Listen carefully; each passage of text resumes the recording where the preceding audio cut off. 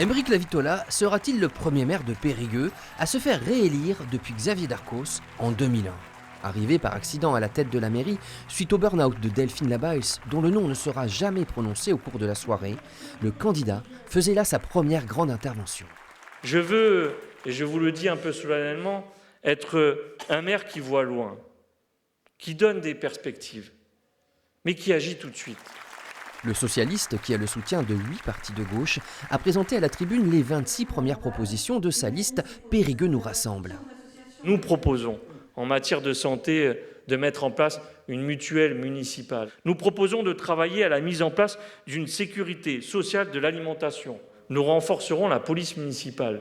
Nous créerons un fonds de mobilité pour les jeunes. Nous n'aurons pas peur de donner au conseil d'arrondissement la gestion de 25 000 € d'investissement. Est-ce que vous trouvez qu'il avait l'étoffe d'un maire ? Je pense qu'on pouvait avoir quelques doutes au début, mais qu'il a bien pris le costume là. C'est rassurant parce que j'ai 24 ans et je m'étais dit que pour les prochaines élections, je ferais sûrement un vote par défaut et finalement je me dis que je peux peut-être faire un vote de confiance. Ça fait du bien d'avoir une vraie gauche dans une ville comme celle-ci où il y a quand même l'extrême droite et la droite qui montent. Je refuse le déclinisme.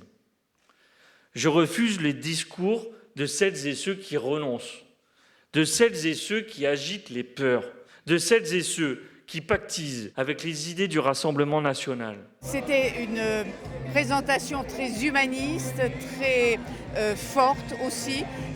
On sent vraiment que c'est un homme de conviction.